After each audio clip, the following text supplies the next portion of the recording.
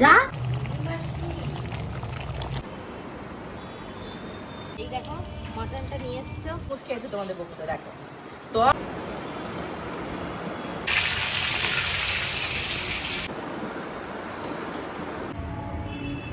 প্রিয়াঙ্কা সেজে 2000 সালে বন্যার কথা তোমাদের মনে আছে? বনগাঁ থেকে বারাসাত পর্যন্ত একদম ভেসে গেছিল।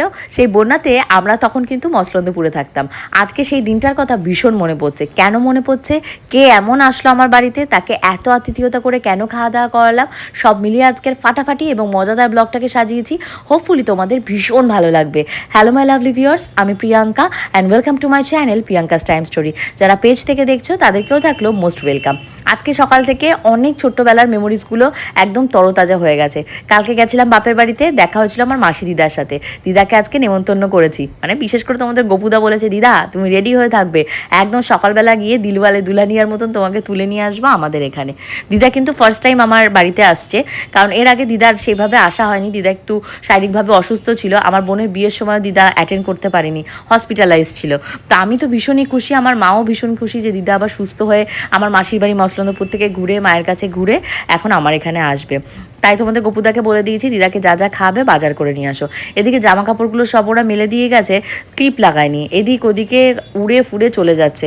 এবার ভাবো তো ধুলোবালির ভেতরে জামা কাপড় পরলে, সেই জামা কাপড়ে ধরো কাঠমাজালি পিঁপড়ে টিপড়ে থাকলে সেগুলো যদি কামড়ে দেয় লিটিল গোল্ডকে বা লিটিল গোল্ডের বাবাকে বা আমাকেও, একটা সাফার ব্যাপার হতে হবে। তো তার জন্য আমি সেগুলোকে ভালোভাবে ঝেড়ে টেরে যেগুলো উড়ে গেছে সেগুলোকে ক্লিপ দিয়ে লাগিয়ে দিচ্ছি। দেওয়ার সময় গাছে জল দেবো ভেবেছি। আজকে যেহেতু একটু ব্যস্ততার ভেতরে দিন যাবে, একার হাতেই সবটা করতে হবে। লিটিল গোল্ডের বাবাকে বলেছি তুমি তাড়াতাড়ি মাছ মাংস যা আনবে তাড়াতাড়ি নিয়ে আসো। আর দিদা যেহেতু একটু মানে বয়স হয়ে গেছে, মা বারবার করে আমাকে বলে দিয়েছে বিশেষ কোনো আয়োজন করতে না, কারণ মার ওখানে চিংড়ি মাছ ইলিশ মাছ এগুলো সব খাওয়া দাওয়া করছে, বয়স্ক মানুষও তো, আবার অসুস্থ হয়ে গেলে একটা বিপদ হবে। বলেছে অল্প একটু মাটন এনে ওইটুকুই রান্না করতে। এই যে তোমাদের লিটিল গোল্ডের বাবা বাজার থেকে সকালবেলা মাটন নিয়ে এসছে, ওইটাকেই ম্যারিনেট করে সুন্দর করে রান্না করব। আর ভেবেছি আমি ফ্রিজে আগের দিন সবজি বাজার করেছিলাম, পটল আর চিংড়ি মাছ ছিল কিছুটা, সেগুলোকে কেটে রান্না করব। লিটিল গোল্ড সকালবেলা ঘুম থেকে উঠে পড়েছে, উঠে আমার কোলেও উঠে পড়েছে। সে আর একা ঘরে থাকবে না, যেহেতু স্কুল এই কদিন বন্ধ রয়েছে আর ও টিচার ওকে রাতের দিকে পড়াতে আসে। আমি বলেছি সকালবেলা ঘুম থেকে উঠে যে পড়াটা সেটা বেশি মাথায় ঢোকে, মেমোরিতে গেঁথে যায়, সেটা আমি পড়াবো, তুমি বিকালের দিকে আসো। কারণ সবার সুবিধাটা দেখাই আমার মনে করি সবার উচিত, যে আমি এক মানে স্বার্থপরের মতন শুধু আমার দিকটাই দেখে যাব আর কারো দিকটা দেখবো না। তো ওই রকম টাইপের মেন্টালিটি হয়তো আগে আমার ছিল, কিন্তু নিজেকে সময়ের সাথে সাথে আমি অনেক চেঞ্জ করেছি, ইমপ্রুভ করার চেষ্টা করেছি। বিশেষ করে কমেন্ট সেকশনে তোমাদের যে সমস্ত কমেন্ট পাই সেগুলো পড়লে আমি নিজেকে মানে চেঞ্জ করার চেষ্টা করি, যে হ্যাঁ এটা তো আমার খারাপ দিক, এটা আমাকে চেঞ্জ করতে হবে। তো সকালবেলা আরও একটা ভালো মানে দিক আমি করেছি, অ্যাডপ্ট করেছি, খারাপ দিক বর্জন করে। সেটা হলো সকালবেলা আগে বেশি হেভি ব্রেকফাস্ট করতাম না, বাট এখন একদম ভরপেট খাই। আজকে সসেস খেয়েছি, ডিমের পোচ বানিয়েছি, সেটা খেয়ে নিয়েছি। আর এখানে অনেক ফ্রুটস কেটেছি, যেহেতু এখন ম্যাঙ্গো লিচু এগুলোর টাইম। লিটিল গোল্ডের বাবা প্রচুর আম কিনে নিয়ে আসছে, সাথে লিচু কিনে নিয়ে আসছে।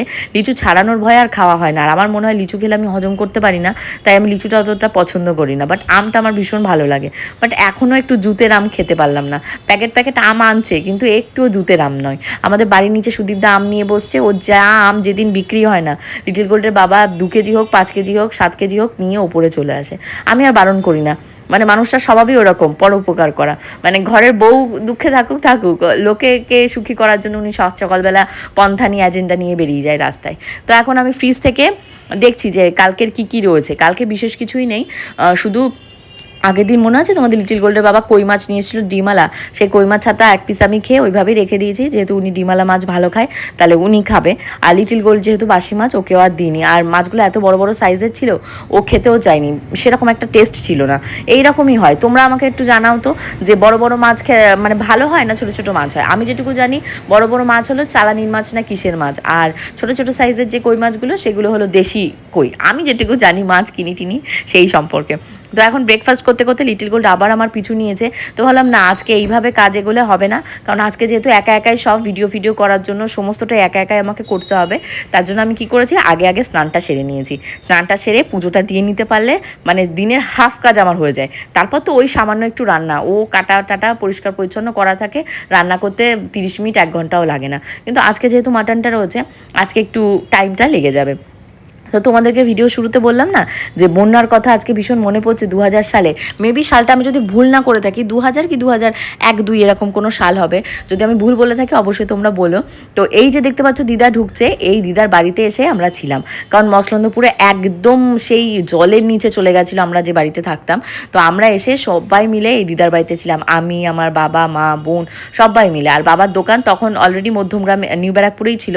তো বাবা এখানটা থেকে সোদপুরে আগরপাড়াতে হলো দিদার বাড়ি। তো আগরপাড়া থেকে অনেকেই আছো যে ভিউয়ার্সরা আমাকে দেখো, তো তাদেরকে অনেক অনেক থ্যাংক ইউ। যারা আমাকে ছোট থেকে দেখেছো, অনেকে আছে এমনও যে আগরপাড়া আমি দিদার বাড়ি পাড়ার, অনেকেই আমাকে দেখে, এখন দেখা হলে তারা কমেন্টও করে যে আমি অমুক বলছি তমুক বলছি। আমার ভীষণ ভালো লাগে, কারণ আমার ছোটোবেলার বেশিরভাগ টাইমটা এখানেই কেটেছে।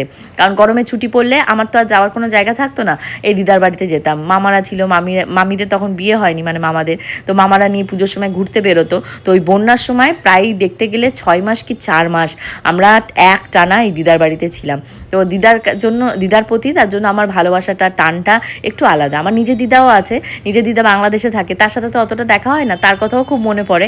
তো এই দিদা ভীষণ সুন্দরী, আর দেখবে দিদার মাথার চুল, মানে কি বলবো, আমার মার মাথায় যেমন চুল, এই দিদার মাথার হলো সেরকম চুল। মানে আমার মাও আমার এই মাসি দিদাকে ভীষণ ভালোবাসে। ছোটোবেলায় আমার মাও এই মাসি দিদার কাছেই মানুষ হয়েছে।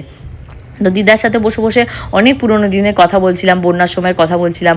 বন্যার সময় ক্লাবে যখন পুজো হতো, আমার বয়স তখন খুব বেশি হলেও হয়তো আমি ক্লাস 3তে পড়ি মেবি, আমি তখন 2-3তে এরকম পড়ি, আমার এক্স্যাক্টলি মনে নেই। আর পূজাও তখন অনেক ছোট, মা বাবা তখন কত ইয়াং, সেই সমস্ত মেমোরির কথা মনে পড়ে। দিদা আসলে সেই সমস্ত মেমোরি আমরা আলোচনা করছিলাম। তো এই ভেতর আমি এই যে দেখতে পাচ্ছ শাড়িটা পরেছি, এই শাড়িটা দেখে দিদা বলছিল খুব সুন্দর লাগছে। দিদাও আমার ভিডিও দেখে, সবসময় বলে যে ভিডিওতে এটা করি ওটা করি, মেয়েকে নিয়ে কী সুন্দর আমি সংসার সামলাচ্ছি, দিদা বসে বসে বলছিল। তো দিদাকে আমি বললাম তুমি তাহলে একটু ওয়েট করতে লাগো। দিদা আবার স্নান ধান করে আসনি, লিটিল গোল্ডের বাবা 7 সকালবেলা দিদাকে আনতে চলে গেছে, দিদা ওষুধের ব্যাগটাও রেখে চলে এসছে। তো এই সমস্ত কাণ্ড কারখানা দুজন মিলে করেছে।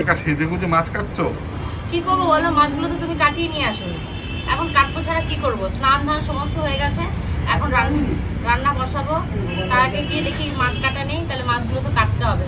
আবার চিংড়ি মাছের শুধু এই যে পা হাতটা ফেললে হয় না, এর সাথে সাথে পেছনের যে কালো জায়গা থাকে সেই জায়গাও ফেলতে হয়।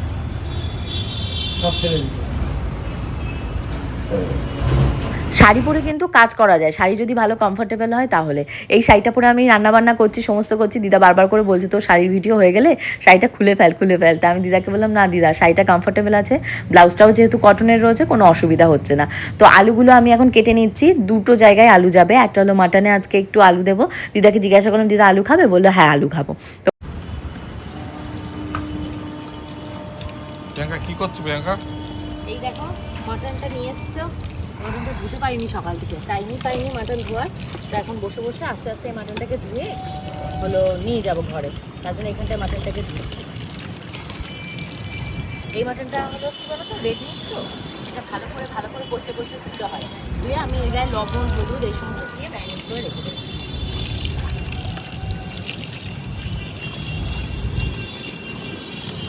মাটনটা এনেছে তোমাদের গপুদা তখন কটা বাজে, 9:30 10টা হবে, যেহেতু শনিবার ছিল। আজকে জানো তো নিরামিষ আমি আর মানিনি, কারণ দিদা একদিনই আসছে, দিদা বলছে সোমবার মঙ্গলবার নাগাদ বাড়ি চলে যাবে। তাহলে শনিবার এনে বলো নিরামিষ খাওয়াতে কেমন লাগে না? আবার কবে আসবে দিদা তার ঠিক ঠিকানা নেই। তা তোমাদের গপুদা বললো ঠিক আছে, অত করতে হবে না। আর আমি যদি আবার নিরামিষ খেতে যাই, আবার নিরামিষ রান্নাবান্না করতে হবে, একার হাতে এতটা আমি আজকে করে পারবো না। তার জন্য একবারেই মাটন আর পটল চিংড়ি বললাম, পটল চিংড়ি করবো বলে ওর ভেতরে একটু আলু কেটেছি, চিংড়ি মাছগুলো কাটা হয়ে গেছে, এখন ধুয়ে মুছে রান্নাবান্নাটা গিয়ে রান্নাবান্না করলেই হবে। তারপর আমি একা একা রান্না করছি দেখে দিদা আবার আমার পাশে এসে বলছে যে চিংড়ি মাছের শির ফেলতে হয়। যেহেতু আমার ছোট্ট বেবি আছে লিটিল গোল্ড, ও তো চিংড়ি মাছ খেতে প্রচণ্ড পছন্দ করে।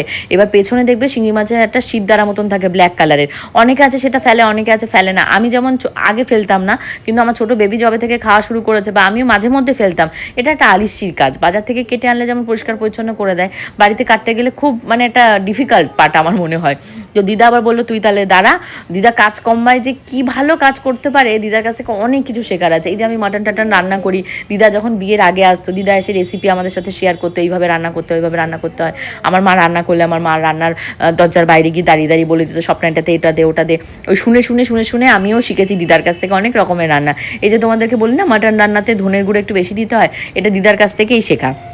তো দিদা আজকে আর আমাকে কিছু বলেনি, বলেছে আমার মাটন রান্না দিদা এর আগে একবার খেয়েছে, আমি পাঠিয়েছিলাম, দিদা এসেছিলো বলে, তা বলেছে ভালো হয়েছিল রান্না, সেইভাবেই কর। তো আমি সেইভাবেই রান্না করেছি। আর দিদা যে পাশে আমাকে চিংড়ি মাছের যে শিরগুলো সেগুলোকে ফেলে ফেলে দিচ্ছে। আমি যে টেকনিকে করি তার থেকে দিদা যে টেকনিকে করছে মানে একদম ইজি। আমি তো মানে দুবার পেট চিরে তারপর পোস্টমর্টম করে ওগুলোকে বের করি, দিদা জাস্ট একটা করে টান দিচ্ছে আর শীতটা পুরো বেরিয়ে আসছে। এটাকেই বলে হলো সংসারের এক্সপিরিয়েন্স। আর যদি আমার শাশুড়ি মা থাকতো তার কাছ থেকে আমি মানে খুঁটিখাটি অনেক কিছু শিখতে পারতাম। আমার মার কাছ থেকেও আমি অনেক কিছু শিখেছি, কিন্তু কী হয় বলো তো, মা তো ধরে ধরে শেখানোর টাইম নেই, মা এতটাই ব্যস্ত, মানে সংসার, রান্না বান্না, তারপর মা এখন একটু ভিডিওও করে, সমস্ত মিলিয়ে মাও প্রচণ্ড ব্যস্ত, শেখানোর মতন আর কেউই নেই। এখন নিজের দৌলাতে নিজে শেখো, নিজেই ক্রেডিট নাও, এরকম একটা ব্যাপার। তো এই যে দেখতে পাচ্ছ আমি দাঁড়িয়ে দাঁড়িয়ে পটলগুলোকে আগে ভেজে নিয়েছি, ভেজে নিয়ে তার ভেতরে জিরে ফোড়ন দিয়ে আলু আর হলো চিংড়ি মাছগুলো দিয়ে ভেজে আদা বাটা, তারপর তোমার একটু ওটাকে কী বলে সর্ষে বাটা, এই সমস্ত দিয়ে সর্ষে পটলের মতন করেছি।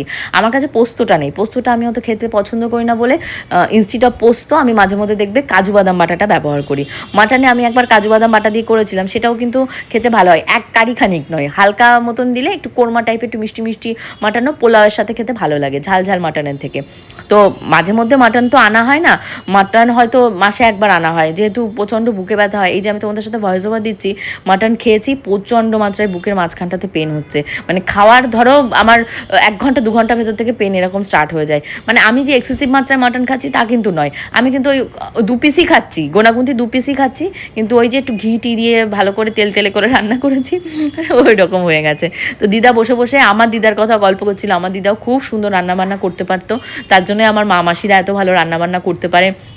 মানে সে তেলে জলে রান্না করতো, মানে একদম তেল তেলে করে রান্না করে রেখে দিত, হালকা পাতলা আর খুব টেস্টি। আর আগেকার দিনের মশলা মাছ টাছ যেমন স্বাদ বা টেস্টের ছিল, নির্ভেজাল ছিল, এখন তো আর তা না। এখন তুমি 1000 গুণটা মশলা দিলেও সে আগের খাবারের মতন মানে টেস্ট বা পুষ্টিগুণ কিছুই কিন্তু পাবে না। লিটিল গোল্ডের জন্য আজকে খিচুড়িটা আমি ভেবেছি একটু পরে করবো, কারণ আমি ভেবেছি আজকে মাটন টাটন দিয়েও ভাত খাবে। লাস্ট টাইম যখন মাটন আনা হয়েছিল তখন লিটিল গোল্ডের খিচুড়ির ভেতরেই মাটনটাকে 8-10টা সিটি দিয়েছিলাম, প্লাস আমার মাটনের ভেতরেও 10টা সিটি দিয়েছিলাম। বাট আজকাল লিটিল গোল্ডের জন্য আলাদা করে মাটনটাকে আমি রাখিনি। এই যে আমার মাটনটা রান্না করছি এইটাই ওকে ধুয়ে দিলে ও খেয়ে নিতে পারবে, যদি একটু বলে যে ঝাল ঝাল ঝাল ঝাল, কিন্তু খেতে শিখে গেছে।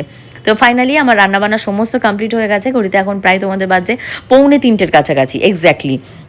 আর এখানে ঘাটকোল বাটা আগের দিন করেছিলাম, সেই ঘাটকোল বাটা পটল চিংড়ি এই দিয়ে আর হলো মাটন দিয়ে লিটিল গোল্ডের বড় দিদাকে খেতে দিয়ে দিয়েছি। আমার কাছে একটু চাটনি ছিল, লিটিল গোল্ডের বাবা আবার পরে এসে বলছে যে তুমি দিদাকে ঠিকঠাক মতন খেতে দাওনি, পটলটা সবুজ সবুজ লাগছে দেখতে, কাঁচা কাঁচা আছে নাকি। আমি বলছি না, আমি রান্নায় গোটা বাটা মশলা দিই তো, গুঁড়ো শুকনো লঙ্কার গুঁড়ো দিই না, ওর জন্য দেখতে আমার খাবারটা এরকম মনে হয়, কিন্তু খেতে যেই খেয়েছে কেউই মুখের উপর আমাকে কোনোদিনও খারাপ বলেনি। এখন পেছনে যদি খারাপ বলে তা আমি কি করে জানবো? দেখো পেছনে তো কত মানুষ আমাকে নিয়ে কত কথা বলে, তাকে আমি সবার যদি উত্তর দিতে যাই তাহলে আমার আর তাদের ভেতর পার্থক্য কী থাকলো? আমাকে দেখে অনেকেই অনেক রকমের নিন্দামন্দ করবে, অনেকে আমাকে এটা বলবে সেটা বলবে। আগে সেগুলো নিয়ে প্রচণ্ড রিয়াক্ট করতাম, নিজেও সেসব নিয়ে ভিডিও বানাতাম, বাট এখন আমি অনেক চেঞ্জ হয়ে গেছি, নিজেকে আমূল পরিবর্তন করার চেষ্টা করেছি যে আমি আমার জায়গায় অনড় থাকবো, যার যার ব্যবস্থা শেষে হবে। ওই যে একটা কথা আছে না, ভগবান ছেড়ে দেয় কিন্তু মানে সরি ভগবান ছাড় দেয় বাট ছেড়ে দেয় না, এক্স্যাক্টলি আমিও একটা কথাই বলতে চাই, যার যার বিচার ভগবান করবে। তো যাই হোক, এখন দুপুরবেলা আমি খেতে বসে গেছি। আজকে দুপুরবেলা কবজি টুবিয়ে খেয়েছি, জানো তো, যেমন মন চেয়েছে সেইরকম খেয়েছি। ভাত নিয়েছি, ঘাটকোল নিয়েছি, মটন নিয়েছি, তারপর পটল চিংড়ি নিয়েছি, খেয়ে যা বুকে ব্যথা হবে হবে। রোজ ভাবি খাবো না বুকে ব্যথা হবে না, রোজ ভাবি খাবো না বুকে ব্যথা হবে না, আজকে খাবো, খেয়ে বুকে ব্যথা বানাবো।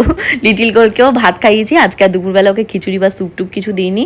তো দিয়ে লিটিল গোল্ড আবার একটু মোবাইল ঘাঁটতে ঘাঁটতে ঘুমিয়ে পড়েছে। ঘুমিয়ে পড়লে আমি ভাবলাম আমি ওর পাশে একটু শুয়ে উঠে পর, আজকে যেহেতু স্যাটারডে ছিল, সন্ধে লাগাতে হবে, ধূপ ধুনো সমস্ত দিতে হবে, নর্মদেশ্বর রয়েছে গোবিন্দর, তার মাথায় জল মানে ধরো ঘন্টায় ঘন্টায় চেঞ্জ করতে হয়, ওই ঘটি সেট করে রেখে গেছে। ওর ঘরের ভিডিওটা আমি না করে দেখাইনি, কারণ অনেকেই বলে যে আমি নাকি কোনো প্রাইভেসি রাখতে পারি না, বাড়ির লোকের কথাই বলছি, সব কিছু সবসময় দেখিয়ে দিই। তাই আমি চেষ্টা করি যেটুকুতে আমার অধিকার রয়েছে বাড়িতে সেটুকুই তোমাদের সাথে শেয়ার করবো। এই যে এখন সন্ধে লেগে গেছে, দিদার সমস্ত জামা কাপড় তুলে নিয়ে এসে কথা ছিল দিদার সাথে থাকবে, হট করে বলে আমি ওষুধপত্র আনিনি, আমি থাকবো না। বিশেষ করে আমার মা ফোন করে বলছে তুমি ওষুধ খাওনি, ওষুধ না খেলে যদি বিপদ কিছু হয় তাহলে তুমি চলে আসো। তো রাতের বেলা তোমাদের গপুদাকে ফোন করলাম যে দিদা বলছে থাকবে না, দিদা চলে যাবে। ওষুধ আনেনি। দিদা ভেবেছিল ঠিক আছে একদিন নয় ওষুধ না খেয়ে থাকবো, সকাল সকাল কালকে 10:30টার ভেতর বাড়ি চলে যাবো। তারপর মা ফোন করে বললো না, রিস্ক নেওয়ার দরকার নেই, প্রেশারের ওষুধ, বয়স্ক মানুষ, সদ্য সুস্থ হয়েছে। তা আমি ভাবলাম আমারও রিস্ক নেওয়ার দরকার নেই, দিদাকে আবার কদিন কাছে এনে রাখবো। দিদার সাথে আমার মাস্ততে যে সমস্ত ভাই বোনেরা রয়েছে, মামাতো ভাই বোনেরা রয়েছে, সবাইকেই বলবো একদিন তোরা পুজোর সময় আয়, এসে থাক। দিদাকে চা বানিয়ে দিয়েছি, তাই আমার প্রশংসা করছে। আমি চলে যাচ্ছি, ভালো আছে। তুমি যাবা? তুলি মাসির বাড়ি যেতে চলে দেখ না তোরা কি করি। যাবা তুলি মাসির বাড়ি? বাবারে নিয়ে মারে নিয়ে চলে যাবা? আয় দিদারে বাই বাই বলবি, আয়। আচ্ছা, নিয়েছো কই? ও জাগে এগিয়ে গেছে, দেখা হবে না তোমার সাথে। ব্যাগ সাবধান, ব্যাগ ডুলডুলা করতে করতে নিলাম। আর লাইট জ্বালিয়ে নাও, দিদা নালে নামতে পারবে না। মোবাইলে লাইট দাও, নামাতে গিয়ে তারপর আর বিপদ ঘটাবে। ওষুধ আনেনি দিদা, আর চলে যাচ্ছে। মনটা খুবই খারাপ লাগছে যে দিদা চলে যাচ্ছে। তো আমি আর কি বলবো বলো, আমি আর দিদাকে আটকাতে পারিনি। তোমাদের গপুদা বললো ঠিক আছে আমি তাহলে দিদাকে দিয়ে আসি, দিদার আবার একটা ফোনের দরকার। তো তোমাদের গপুদাকে বললাম যে দিদাকে একটা ফোন কিনে দাও, যে উনি সবার সাথে যোগাযোগ করতে পারে না, ওনার আবার ছোট সাইজের যে ফোন সেই ফোন, আমাদের মতন আবার ওটাকে কি বলে স্মার্টফোন, ওগুলো তো আর উনি ব্যবহার করতে পারবে না। তো এখন যেহেতু 10:30 11টা বাজে, কালকে কিনে দেবে। মনটা খারাপ লাগছে, আমি আশা করে আছি যে রাতেও থাকবে দিদা, আমরা রাতে আবার সব একসাথে খাওয়া দাওয়া করবো। কারণ বেশিরভাগ দিনই তো তোমরা তো দেখো যে তোমাদের গপুদা দুপুরবেলা আমার সাথে খায় না, রাতের বেলাও খায় না, আমি একা একাই খাই, একা একাই সব করি। তো কেউ একজন বাড়িতে আসলে খুব ভালো লাগে, একসাথে সবাই খাওয়া দাওয়া করবো। দেখো তরমুজ খেয়েছে, দেখো তোমাদের গপুদা। আমারই দোষ, আমার কাছে তরমুজ খেতে চেয়েছিল তোমাদের গপুদা, আমি আর কেটে দিতে পারিনি এদিক ওদিক করতে করতে। তো উনি ওনার মতন যেমন খুবলে খাবলে খেয়েছে, চলে গেছে। তো যাই হোক, দিদা যাওয়ার সময় লিটিল গোল্ডের হাতে আবার টাকা দিয়ে গেছে, আমি আর বারণ করিনি, যেহেতু বড় মা দিতেই পারে। কালকে ব্লগ আরও ফাটাফাটি মজাদার হবে, কেন সেটা দেখলেই জানতে পারবে। বাই।